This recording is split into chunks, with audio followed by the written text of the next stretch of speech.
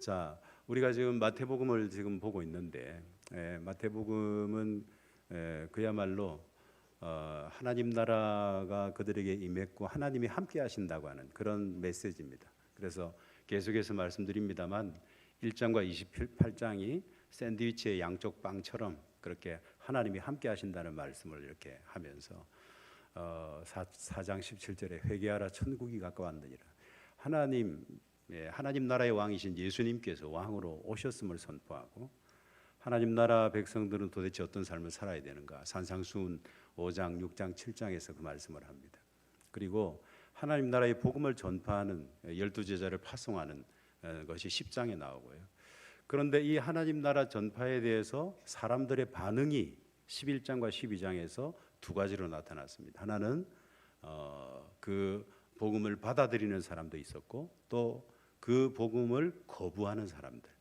대체적으로는 다 거부를 했고요. 제자들은 그래도 받아들였지만 대체적으로는 다 이 하나님 나라 복음, 하나님이 오셨습니다고 하는 이 복음을 받아들이지 않았습니다. 여러분, 복음 전할 때 참 만만치 않죠. 예수 믿자고 해도 사람들이 안 받아들이는 것처럼 11장과 12장 우리가 지난주 살핀 것처럼 받아들이지 않는 모습을 우리가 살펴봤습니다. 이쯤 되면 이제 제자들이 고민하는 거죠. 어떻게 이럴 수 있습니까? 아니, 이스라엘 백성들 아닙니까? 이스라엘 백성들 아닙니까? 다윗의 자손들이 아닙니까? 저들이 어떻게 하나님의 복음을 받아들이지 않습니까? 우리가 읽은 오늘 이 마태복음 13장은요, 이것에 대한 예수님의 설명이에요. 왜 저들이 복음을 받아들이지 않습니까? 라고 질문하는 제자들에 대해서, 사실은 여기 나오는 이 비유의 말씀은 거기에 대한, 사람들의 반응에 대해서 의아해하는 사람들이 도대체 어떻게 이럴 수 있습니까? 저들은 믿기로 약속되어 있는 사람들이고 하나님의 어떤 구원받기로 약속된 하나님의 언약의 자손들인데, 어떻게 저들이, 저 이스라엘 백성들이 하나님의 말씀을 받아들이지 않고 복음을 받아들이지 않습니까? 라고 했을 때 예수님이 거기에 대한 대답으로서 오늘 소위 유명한 씨 뿌리는 비유부터 시작해서 나오는 그 유명한 비유의 말씀을 대답으로 지금 주시는 것인데요. 자, 이 13장에는 마지막 집주인 비유까지 포함하면 8개의 비유, 보통 7개도 이야기합니다만 8개의 비유가 나오고 있는, 사실은 이 구조는 지극히 좀 계획적인, 지극히 계획. 여러분 거기 한번 봐주시겠습니까? 그 구조를 한번 봐주시겠습니까? 예, 저는 약간은 구조를 좀 중요하게 생각하는 사람입니다. 여러분 한번 거기에 성경책도 마태복음 13장을 딱 펴놓으시고요. 여기 한번 구조를 한번 봐주십시오. 거기 보니까 A라고 표시해놓고 도입 비유해서 씨 뿌리는 비유가 나옵니다. 그리고 막간에 이 비유의 목적이 뭔지, 저 뒤에 가니까 B-에서 막간에 거기에도 비유의 목적이 나오고요.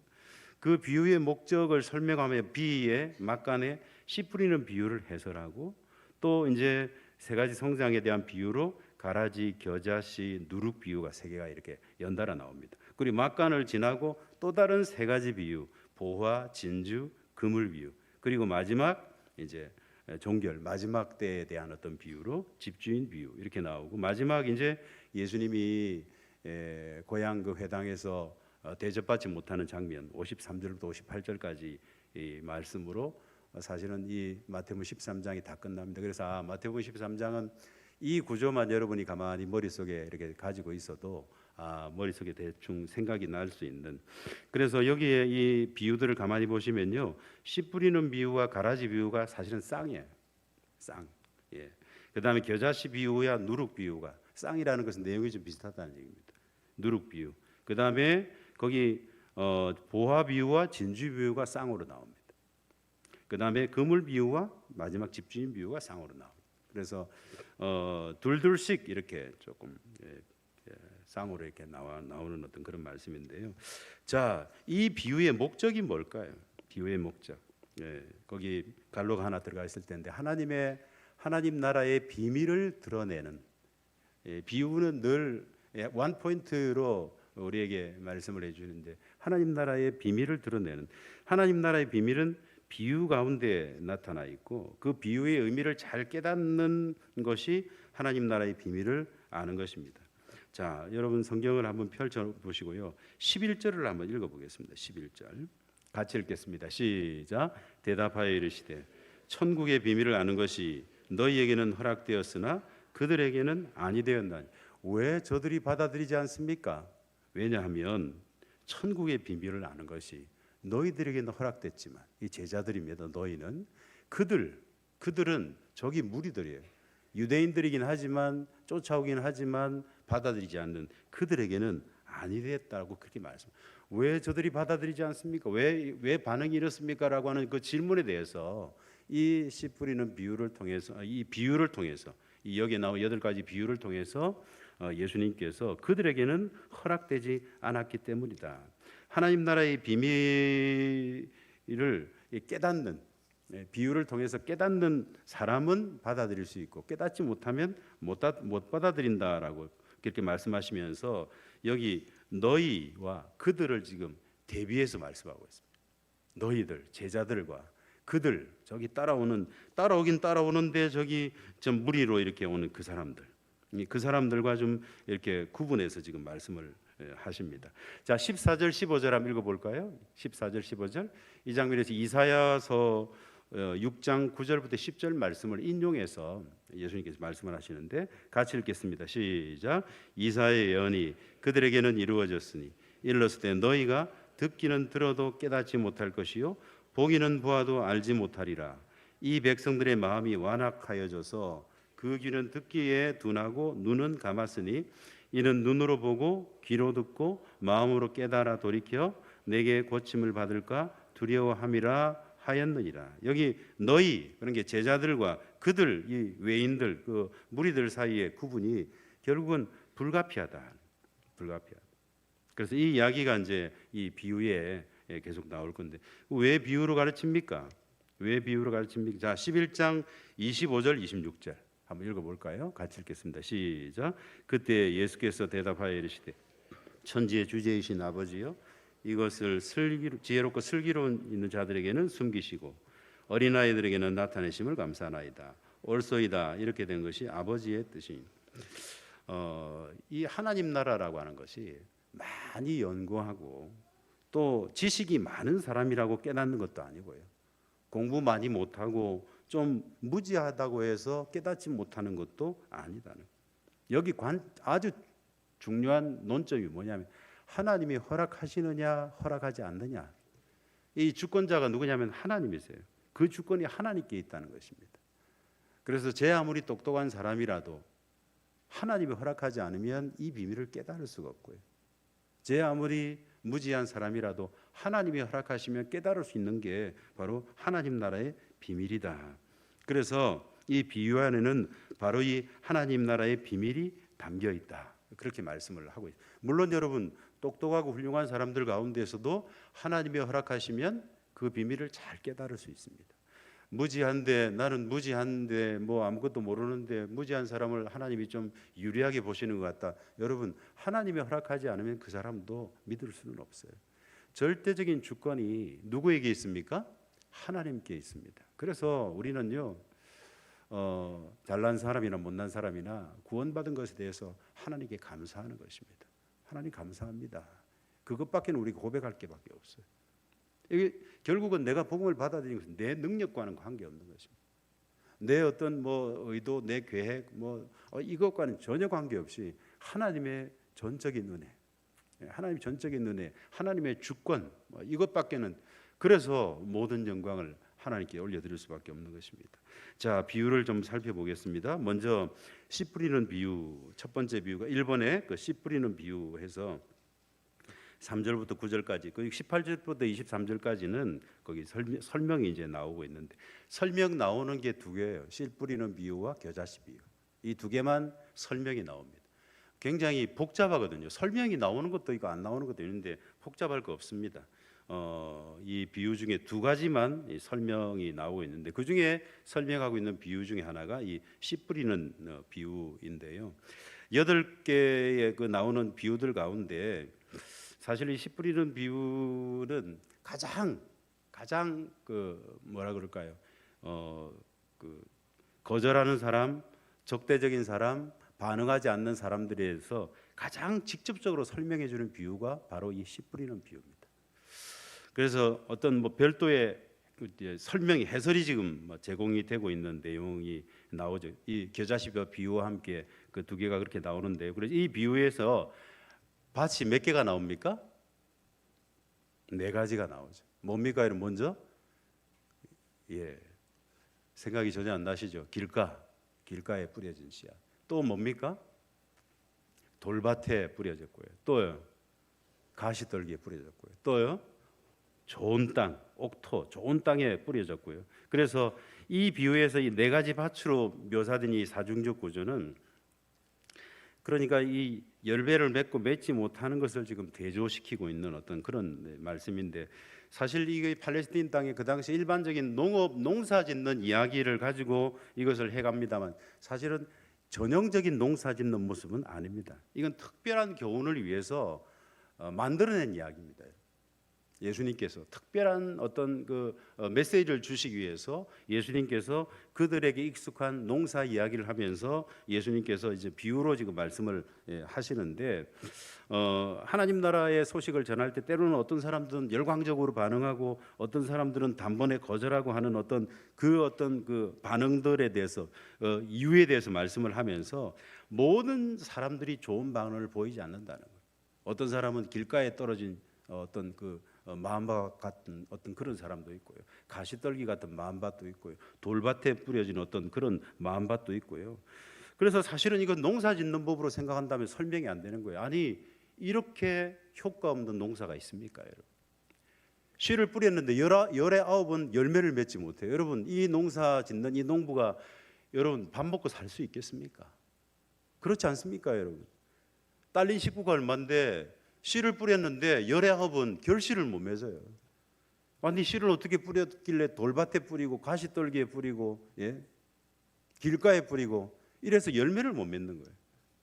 그래서 우리가 여기서 생각하는 어떤 그 농사는 일반적인 어떤 그 농사를 여러분 생각하면 안 되고, 여기서 예수님께서 거절하는 사람들에 대해 설명을 하시기 위해서 좀 특별한 어떤 이야기를 지금 농사짓는 이야기를 하면서 만들어내신 이야기인데, 그래서 이 결실하는 양이 그렇게 많지는 않다는 거죠. 지금 사실 토요일마다 전도 나가고 목요일도 우리 문화전도를 하면서 하고요.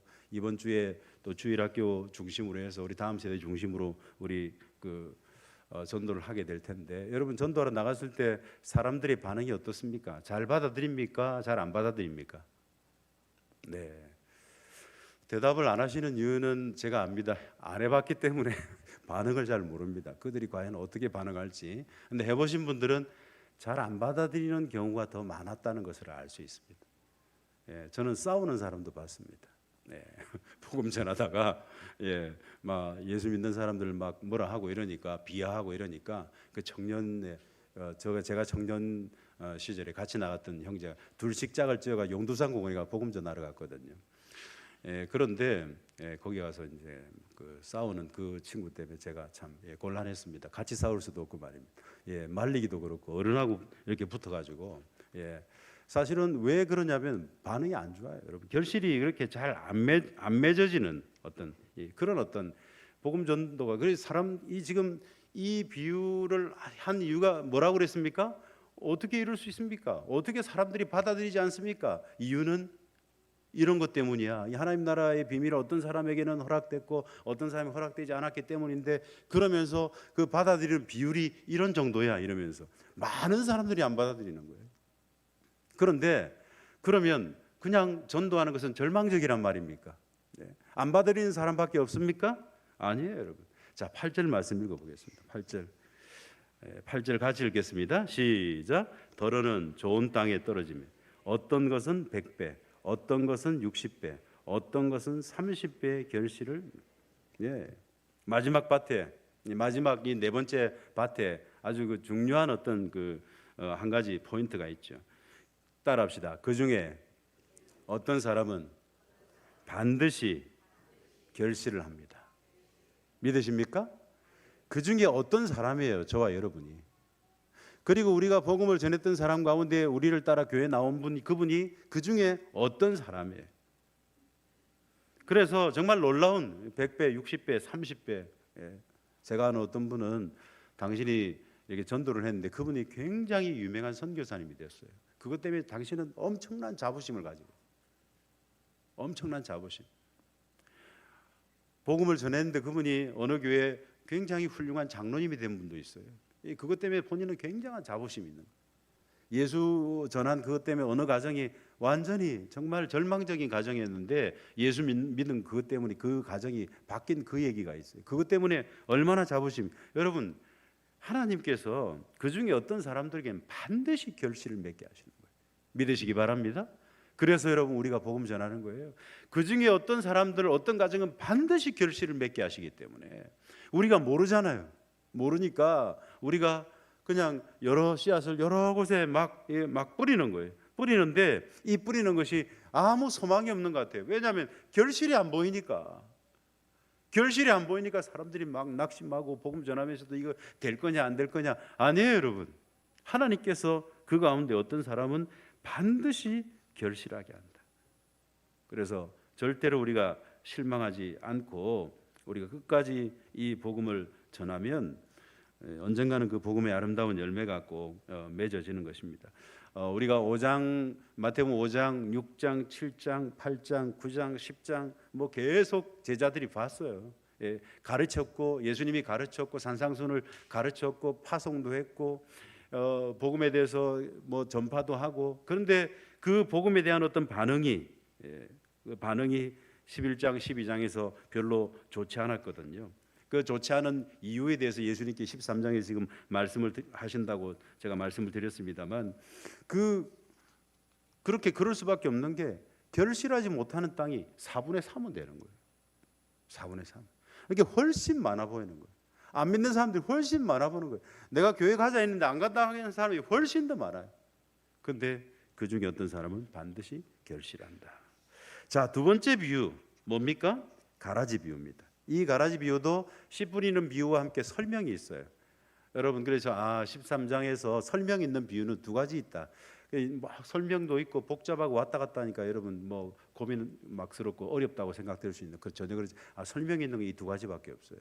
네, 두 가지밖에 없는데 설명 있는 비유 중에 하나가 이제 가라지 비유인데 이 가라지 비유는 보통 아마 교회 내에 뭐 신자 중에 참 신자도 있고 가짜 신자도 있고 섞여서 마지막까지 공존할 것이다. 보통은 이제 그렇게 이야기하는데요. 사실은 이 비유는 그 이상의 거예요. 단지 믿는 사람, 참된 믿음의 사람, 뭐 가짜 믿음의 사람이 한 교회에 같이 있어서 마지막에는 이게 드러날 거다. 그 이상의 것이라고요. 자, 38절 한번 읽어보겠습니다. 38절, 13장 38절 같이 읽겠습니다. 여러분 성경책을 딱 펴서 보시기 바랍니다. 같이 읽겠습니다. 시작. 밭은 세상이요, 좋은 씨는 천국의 아들들, 가라지는 악한 자의 아들들이요. 예, 여기에 밭이 세상이고요. 세상이에요, 세상. 그러니까 교회 내만 이야기하는 게 아니라는 거예요. 밭이 세상이에요. 좋은 씨는 천국의 아들들이에요. 가라지는 악한 자의 아들들이에요. 그래서 교회 내에 참신자와 뭐 가짜 신자가 있어가지고 마지막엔 드러날 거다 하는 걸 그것을 훨씬 더 뛰어넘는 비유를 하는 거예요. 이 말씀은 세상 전체를 두고서 하는 그런 말씀이에요. 훨씬 더 규모가 큰 것이죠. 이 비유는 뒤이어서 나오는 어떤 겨자씨 비유, 누룩 비유와 마찬가지로 하나님 나라의 어떤 현재 감추어져 있는 어떤 그런 상태, 그리고 앞으로 완성될 모습 이 두 가지를 서로 지금 대조시켜서 얘기해 주는 거예요. 지금은 감추어서 아무것도 안 보이는 것 같아요. 근데 장차 하나님 나라가 온전히 드러나면 엄청나게 큰 어떤 온전히 그때 드러나게 될 것이거든요. 지금은 아무것도 안 보이는, 진짜 지금은 누가 진짜인지 누가 가짜인지 누가 믿는지 안 믿는지 누가 믿을 사람인지 안 믿을 사람인지 지금은 알 수가 없어요. 근데 장차 마지막 날이 되면 그것이 온전히 드러날 것이다. 그 얘기를 뒤에서 겨자씨 비유와 누룩 비유에서도 이야기를 해주는데요. 자, 28절부터 30절까지 한번 읽어보겠습니다. 같이 읽겠습니다. 시작. 주인이 이르되 원수가 이렇게 하였구나. 종들이 말하되 그러면 우리가 가서 이것을 뽑기를 원하시나이까. 주인이 이르되 가만두라. 가라지를 뽑다가 곡식까지 뽑을까 염려하노라. 둘 다 추수할 때까지 함께 자라게 두라. 추수 때에 내가 추수꾼들에게 말하기를 가라지는 먼저 거두어 불사르게 단으로 묶고 곡식은 모아 내 곡간에 넣으라 하리라. 사람들의 일반적인 이제 기도가 하나님 나라가 임하면 악한 사람 또 선한 사람이 이렇게 구분이 되고 악인은 심판을 받고 선한 사람은 하나님의 통치를 받을 것이다. 뭐 어떤 이런 것들을 지금 기대하고 있는데 지금은 당장은 좀 가만두어라 그렇게 말씀합니다. 아니 지금 당장 좀 솎아내면 안 되겠습니까? 하고 아이고 저 사람은 좀 솎아내면 좋겠는데 저 사람은 잘 안 믿는 것 같은데 예수님은 그렇게 좀 놔둬라. 세상 끝날에 그것이 드러나게 될 것인데 자 40절부터 43절까지도 한번 읽어보겠습니다. 같이 읽겠습니다. 시작. 그런즉 가라지를 거두어 불에 사르는 것 같이 세상 끝에도 그러하리라. 인자가 그 천사들을 보내리니 그들이 그 나라에서 모든 넘어지게 하는 것과 또 불법을 행하는 자들을 거두어내어 풀무불에 던져 넣으리니 거기서 울며 이를 갈게 되리라. 그때 의인들은 자기 아버지 나라에서 해와 같이 빛나리라. 귀 있는 자는 들으라. 최종적인 구분이 있기까지는 그냥 내버려 두는데 마지막 최종적인 구분이 있는 그때 의인들은 어떻게 됩니까? 자기 아버지 나라에서 해와 같이 빛나리라. 그때는 모든 것이 결정된다는 것. 우리는 자꾸만 인위적으로 뭔가를 빨리 드러나길 원하고 빨리 구분되길 원하지만 근데 예수님은 그래서는 안 된다. 그러지 말라. 마지막까지 마지막 심판 때에 세상 끝날에 그것이 이루어지고 이제 해와 같이 의인들은 해와 같이 빛나는 그런 날이 있을 것이다. 주인이 이야기하는 거예요. 원수들이 이렇게 했구나. 이렇게 가라지를 같이 이렇게 좀 넣어두고요. 그런데 가라지를 빨리 뽑아버리는 게 안 좋겠습니까? 논에 있는 저 피, 벼농사할 때 저 피 같이 자라니까 저거 빨리 뽑아야 되잖아요. 농부 입장에서는 그게 맞아요. 근데 예수님 입장에서 하나님 나라 입장에서는 가만두어라 이거예요. 농부는 왜 빨리 뽑아야 됩니까? 수확이 목적이거든요. 많이 얻는 게 목적이에요. 근데 예수님은 목적이 뭐예요? 한 영혼이에요. 한 영혼. 한 사람 가만두어라. 그러다가 다칠 사람 생길라. 내버려 둬라. 예수님의 관심은 농부의 관심은 많이 수확하는 데 관심이 있어서 빨리 어떻게 좀 뭐 선악을 구분하고 좀 좋은 벼는 놔두고 피는 빨리 뽑아버리면 좋겠는데 그건 농부의 관심이에요. 예수님 관심은 어떻습니까? 내버려 둬라. 가라지 뽑으려다가 진짜도 같이 뽑힐라. 가만히 두면 마지막 날에 의인들이 해와 같이 빛나게 될 것이다. 한 영혼에 대해서 예수님께서 그렇게 생각하시는 거예요. 그래서 불편해도 좀 기다려주면 안 되겠니? 그거예요. 좀 귀찮아도 좀 기다리면 좋겠다는 거예요. 세상의 어떤 경영의 원리에서는 지금 막 정의함이 불타서 하나님의 뜻을 벗어난 일은 빨리 어떻게 정리해가지고 다 끝장내면 좋겠는데 예수님은 하나님 나라는 그런 게 아니야. 지금 보이지 않는 것 같지만 미미한 것 같지만 아무것도 없는 것 같지만 아니야. 조금 있으면 드러나게 될 거예요. 혹시 빨리 어떻게 정의를 실현하려고 하다가 사람 다치면 안 되니까 조금만 기다려줘. 그렇게 말씀하는.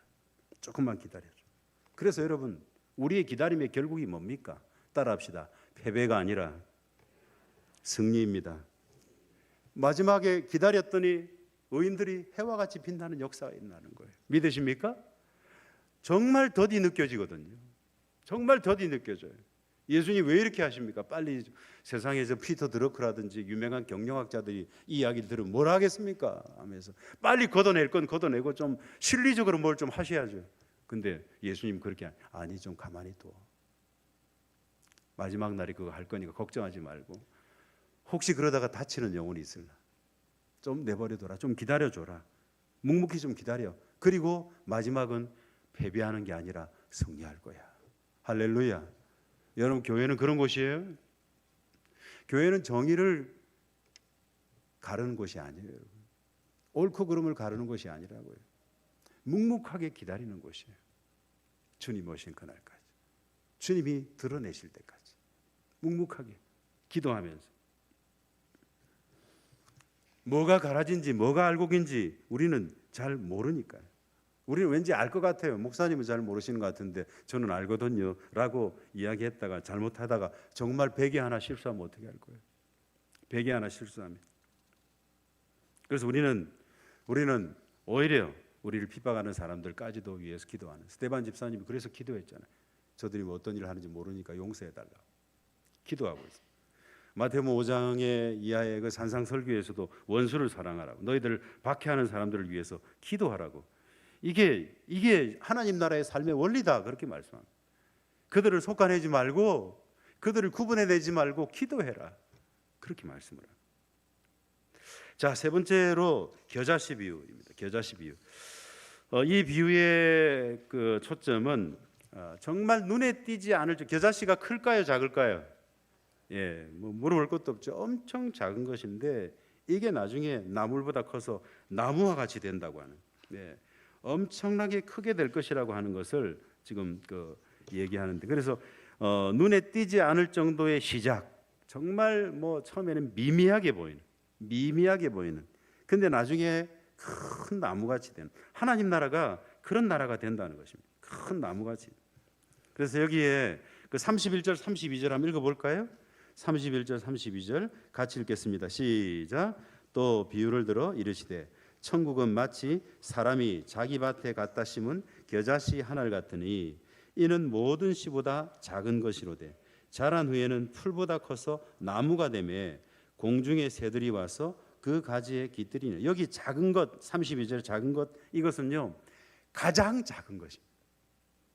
원래는 가장 작은 것, 아주 작은 것. 근데 이게 자라가지고 풀보다 커서 나무가 돼가지고 공중의 새들이 와서 그 가지에 깃들일 만큼, 예, 아주 작았는데 나중에 1년에 한 3m 정도 자라는 엄청나게 큰 어떤, 예, 그런 초목이 됩니다.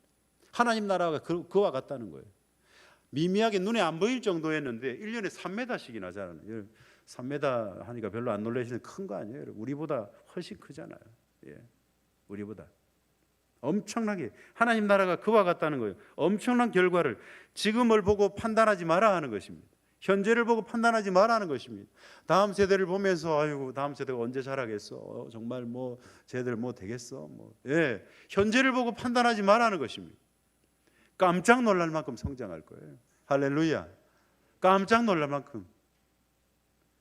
그래서 우리 은강이와 소은이를 귀하게 봐야 되는 거예요. 지금 비록 물론 글자를 똑바로 들고 있는 정도에서 머물렀지만 조금 있으면 목통이 터져라고 쟤들이 찬양할 거라고요. 믿으십니까?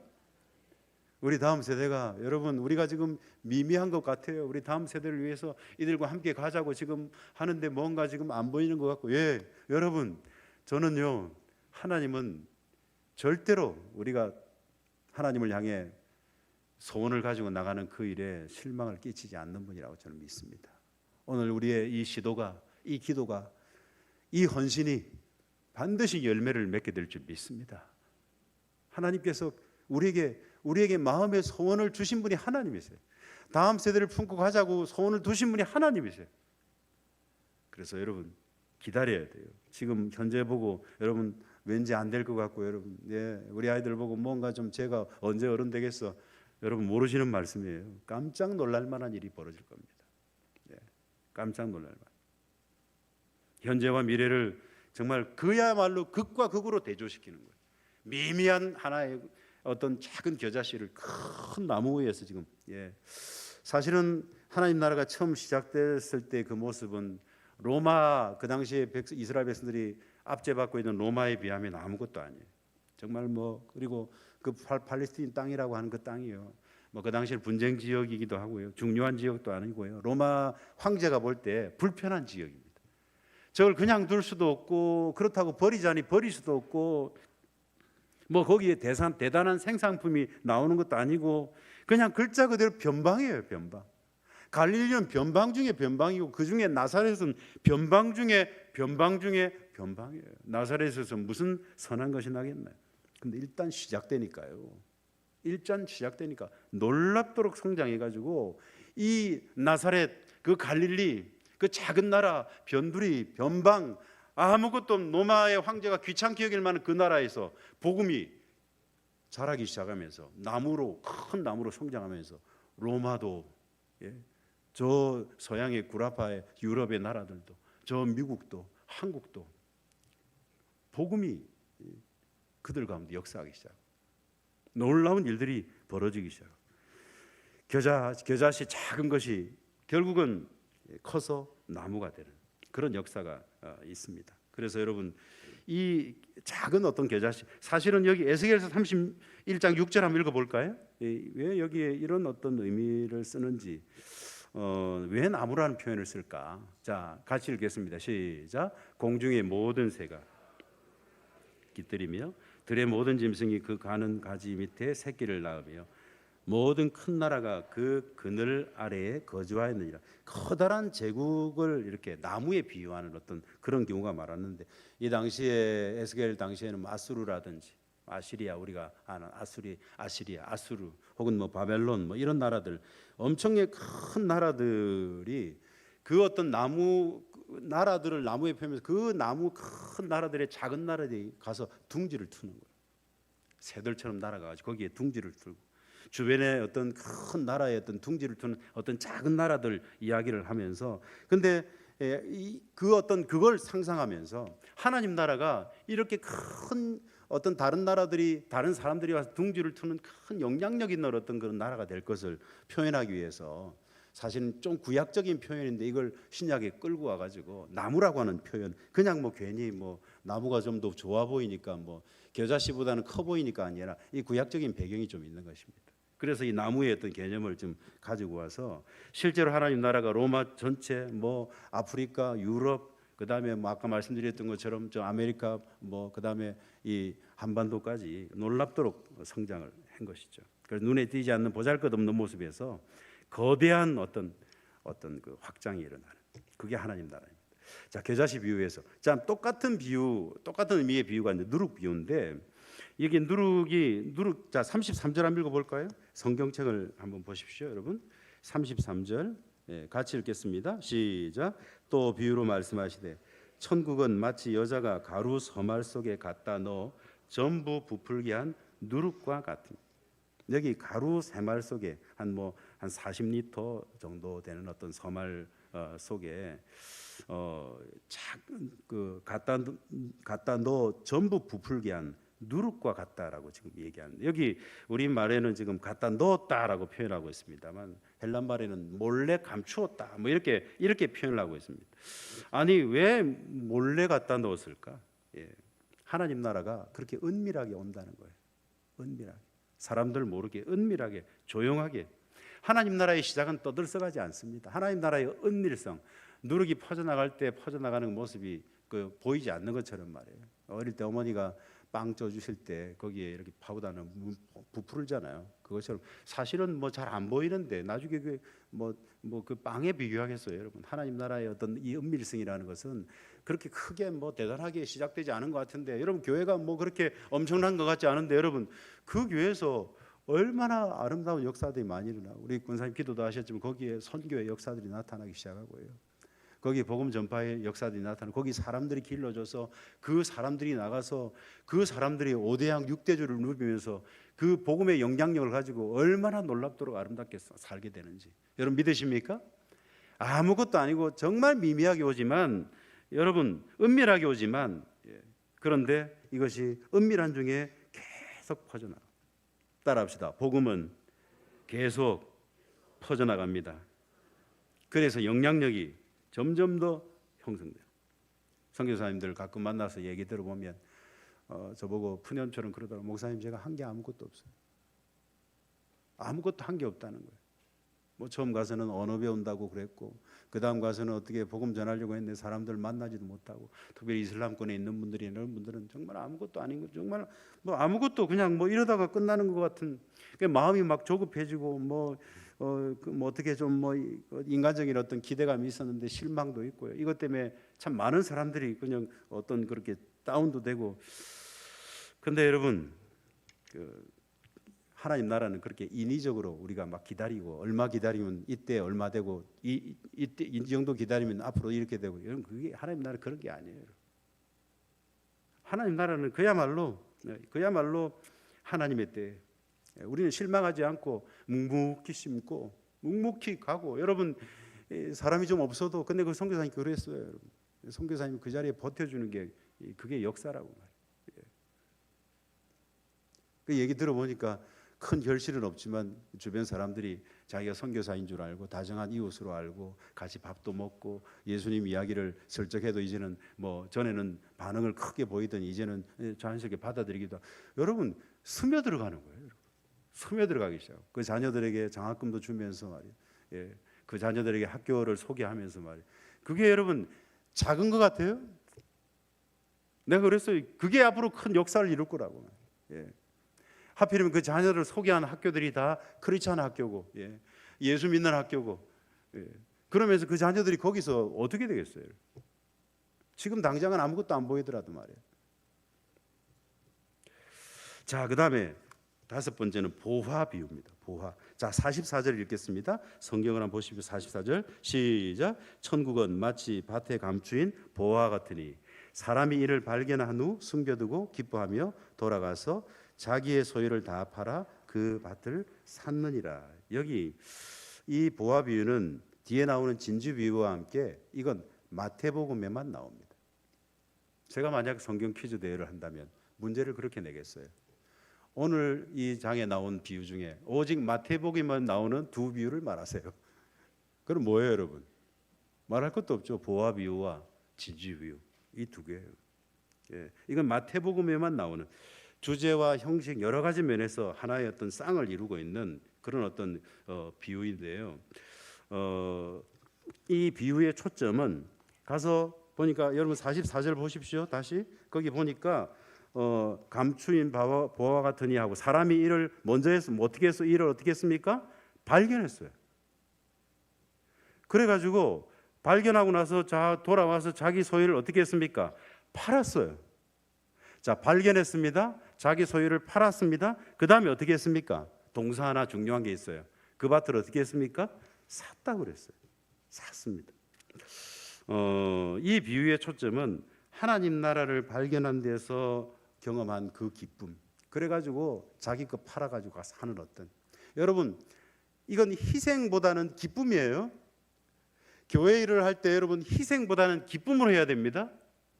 내가 헌신한다고 하는 게 여기 희생 막 어쩔 수 없이 그래도 내가 그냥 해야 되니까 내가 이런 직분을 갖고 여러분 교회 일을 할 때는 희생의 의미보다는, 물론 희생이 있어요. 주님이 그러신 거 우리 희생이 있어요. 분명히 희생이 있어요. 근데 따라합시다. 희생보다는 기쁨입니다.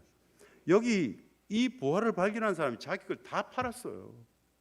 이게 예수 믿는 일이 보화인 줄 아니까 자기의 시간과 자기의 물질과 자기의 재능을 다 팔아가지고 샀어요. 그 섬기는 그 자리를 샀다고 해요. 예배하는 그 자리를 샀다고 해요. 여기 희생의 의미보다는 이건 기쁨이에요. 이건 감격이라고 해요, 여러분. 그래서 종종 신앙을 좀 섬기는 걸, 봉사하는 걸 너무 희생적인 측면만 너무 이게 부각을 시키다 보니까 너무 안 됐다, 뭐 너무 애쓴다, 너무 어쩌노. 물론 여러분 한편에서 그런 마음이 있어야 됩니다. 근데 한편으로는 기쁨으로, 그 당사자는 기쁨으로, 주변에서는 그러더라도 본인은 기쁨으로. 왜요? 보화니까. 할렐루야. 보아예요, 여러분. 그 다음 비유도 보십시오. 진주 비유. 자, 45절, 46절. 예, 화면에는 안 나옵니다. 45절, 46. 성경을 펼치십시오. 같이 읽겠습니다. 시작. 또 천국은 마치 좋은 진주를 구하는 장사와 같으니 극히 값진 진주 하나를 발견하며 가서 자기 소유를 다 팔아 그 진주를 사느니라. 여기도 비슷한 게 있네요. 자, 46절 보십시오. 값진 진주 하나를 어떻게 했습니까? 발견했어요. 그 다음에 발견한 사람이 어떻게 했습니까? 팔았습니다. 그 다음에 어떻게 했습니까? 샀습니다. 44절과 구조가 똑같습니까? 예. 잘 모르겠다고 그러시는데 집에 가서 한번 다시 보시기 바랍니다. 따라합시다. 발견하고 팔고 사고, 이거예요. 발견하다, 팔다, 사다. 이게 전부 현재형 동사입니다. 내가 발견하고, 그래서 내 가장 소중한 것 갖다가 팔고, 목사님 내가 팔 게 있어야죠. 내 시간을 팔고, 내 재능을 팔고, 내 열심을 팔고, 그리고 샀어요. 그 복음을 샀어요. 그 헌신을 샀어요. 그 봉사를 샀어요. 하나님 나라가 왔습니다. 회개하라 천국이 가까이 왔느니라 4장 17절에 나왔어요. 예수님 말씀하셨어요. 어떤 사람들은 그 복음을 듣고 뭡니까? 자기 걸 팔아가지고 샀어요. 근데 어떤 사람은 안 샀어요. 왜 그랬습니까?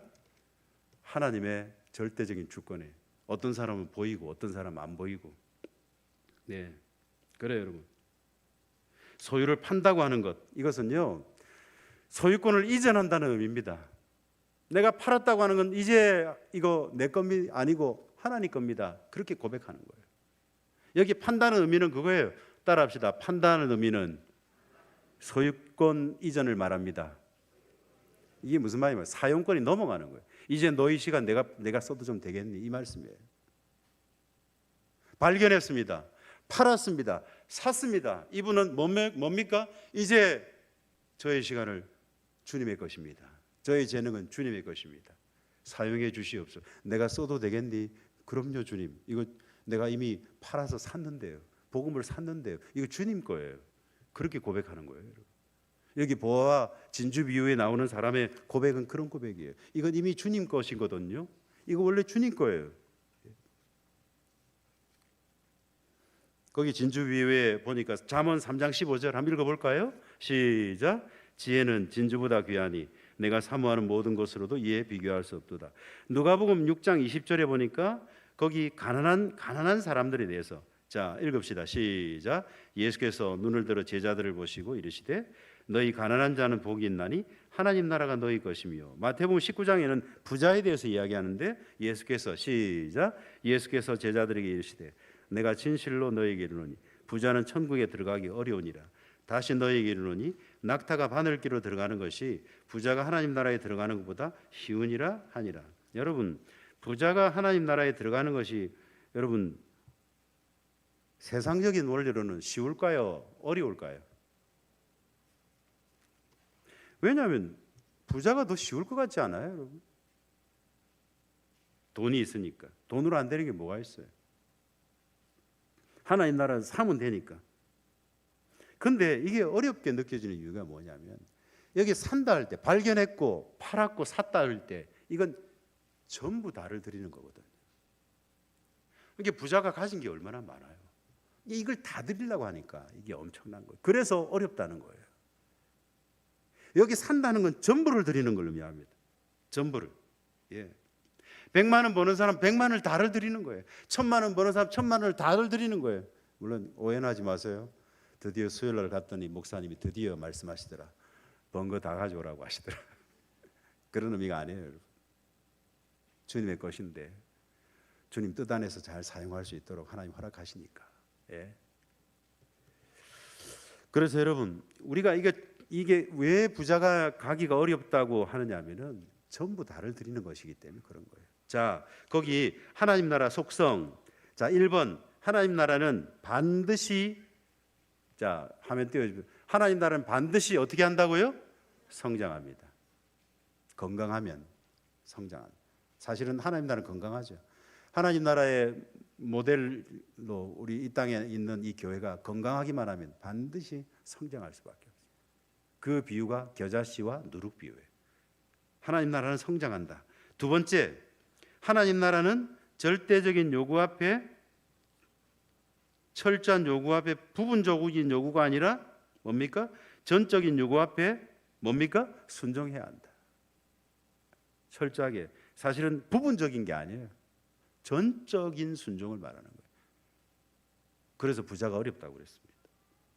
자, 세 번째, 하나님 나라는 마지막 때 이 결정을 따라서 사람들을 몇 부류로? 두 부류로. 어떻게 나눕니까? 반응하는 사람과 반응하지 않는 사람으로 나뉩니다. 왜 저 사람들 반응하지 않습니까? 하는 질문에 대해서 예수님께서 그 설명한다고 마태복음 13장에서 말씀한다고 제가 말씀드렸어요. 왜 반응하지 않습니까? 저들이 반응해야 되지 않습니까? 저들은 유대인이 아닙니까? 저들이 계속 메시아를 기다린 사람들이 아닙니까? 왜 반응하지 않습니까? 왜냐하면 그리고 나중에는 마지막에 반응하지 않는 자와 반응한 자로 마지막에 구분될 거야. 그렇게 예수님께서 말씀하시는 거예요. 자, 그물 비유. 이 비유의 초점은 그물로 이제 고기를 다 잡고 이제 분류해내는 어떤 그런 모습 그물처럼. 그래서 뭔가 이 그물을 오늘 우리 시대의 교회처럼 그렇게 얘기하려고 하는데 사실 맞기도 하지만 다 맞는 건 아니에요. 이것은 가라지 비유에서 마찬가지로 이 비유가 말하려고 하는 주된 요점은 뭐 진짜 신자 가짜 신자 뭐 이렇게 뭐 구분해 내고 하는 어떤 그런 교회에 대한 것이라기보다는 마지막 심판 때 모든 인류 가운데 어떤 사람들은 의인으로 어떤 사람은 악인으로 나뉘어질 것이라고 하는 어떤 비유예요. 근데 조금 더 크죠. 작게는 교회 안에서의 그 비유로도 맞아요. 근데 크게는 모든 인류에 대한 어떤 비유로 이 그물 비유를 말씀하고 있습니다. 예, 역시 기니까 좀 시간이 또 그러네요. 자, 마지막 8번 집주인 비유. 집주인 51절 52절 읽어보겠습니다. 같이 읽겠습니다. 시작. 이 모든 것을 깨달았느냐 하시니 대답하되 그러하오이다. 예수께서 이르시되 그러므로 천국의 제자된 서기관마다 마치 새 것과 옛 것을 그 곳간에서 내오는 집주인과 같으니라. 여기 천국의 제자된 서기관이라고. 서기관은 좀 부정적입니까? 긍정적입니까? 보통은 예수님 말씀에 좀 부정적인 사람들, 그 사람들이. 근데 여기 나오는 서기관은 그 서기관 아니에요. 여기는 천국의 제자된 서기관이에요. 잘 보셔야 됩니다. 천국의 제자된 서기관. 그러니까 예수님의 제자들, 오늘 복음을 믿는 우리들을 얘기하는 거예요. 천국의 비밀들을 알고 있는 그 사람들이 새 것과 옛 것을 그 곳간에서 내오는 집주인과 같다고 그랬는데, 이 천국의 비밀을 나만 간직하는 것이 아니고, 곳간에 내만 간직하는 것이 아니고, 다른 이 비밀 감추어져 있는 것들을 어떻게 한답니까? 다른 사람들에게 꺼내와서 가르쳐주는 역할을 해야 된다. 그래서 교회가 그 역할을 하는 거예요. 우리가 그 역할을 해야 됩니다. 자, 마지막 5번째, 나사렛에서의 어떤 배척에 대해서 말씀을 하고 있습니다. 자, 53절 이후에 예수님께서 이 모든 비유를 마치신 후에 그곳을 떠나서, 이 마치신 후에라고 하는 이 표현이 7장에도 나오고 11장에도 나오고 19장에도 나오고 26장에도 나옵니다. 이걸 마태복음의 5대 강화라고 그러는데요. 저기에서 이 말씀이 나올 때 마치신 후에라는 이 말씀이 나오는 것은 가르치신 것이 5개가 있는데, 똑같은 표현이 7장에도 11장에도 19장에도 26장 이 표현이 똑같이 나와요.